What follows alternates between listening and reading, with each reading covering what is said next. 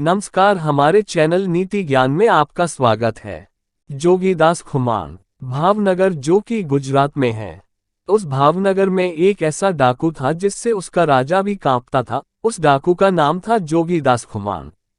मैं जानता हूं कि तू एक स्त्री है, लेकिन मैं किसी भी शत्रुओं से भी इतना नहीं डरता जितना तुमसे।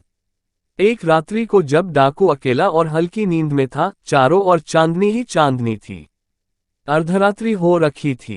तभी डाकू क्या देखता है कि एक नवयौवना सुंदरी 16 श्रृंगार से सजी धजी उसके पास आ रही थी।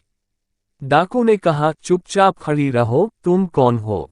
उस युवती ने अपनी बाहें पसारती हुई बड़े ही प्यार से बोली, हे प्रिय, मैं तेरी वीरता पर मंत्रमुग्ध हूँ। आप मुझे अपना बना लो, और यदि सदैव के लिए नहीं तो केवल आज रात्रि के लिए ही सही मुझे अपनी भुजाओं में ले लो। जोगीदास बहुत ही गरजते हुए बोला, खबरदार, उधर ही खड़ी रह। तू रूपवान स्त्री है, यह मैं भली भांति जानता हूँ, पर तुम्हें पता होना चाहिए कि मैं शत्रुओं से भी इतना नहीं डरता जितना इन विकारों से चौंकता हूँ। उस युवती ने कहा, मैं तो आपको मन ही मन अपना पति मान चुकी हूँ। डाकू जोगीदास, हे सुंदरी आपन, चाहे जो भी माना हो, पर मैं किसी भी प्रकार आपकी बातों में नहीं आऊंगा। मुझे अपने सत्यानाश नहीं करना। आप जैसे आए हो वैसे ही चले जाओ। वह सुंदर युवती फिर से नाज नखरे करके उसको रिझाने लगी। तब डाकू जोगीदास ने कहा, आप मेरी बहन जैसी हो, इसलिए आपसे मेरी प्रार्थना है कि आप अपने इस भाई को इन विकारों में गिराने की चेष्टा न करो और यहां से चली जाओ। और किसी प्रकार उस डाकू ने उस युवती को समझा बुझाकर उधर से भेजा। उस दिन के बाद से जोगीदास कभी भी अकेला नहीं सोया और अपने साथ दो दो अंगरक्षक रखने लगा।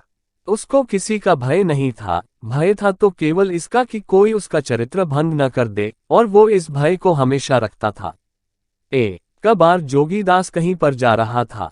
जब वो किसी गांव के सुनसान स्थान पर एक युवती को काम करते देखा तो जोगीदास ने उस लड़की से पूछा, हे लड़की, तुम ऐसे सन्नाटे में क्यों अकेली काम कर रही है? क्या तुमको अपने शीलभंग चरित्रभंग का डर नहीं लगता?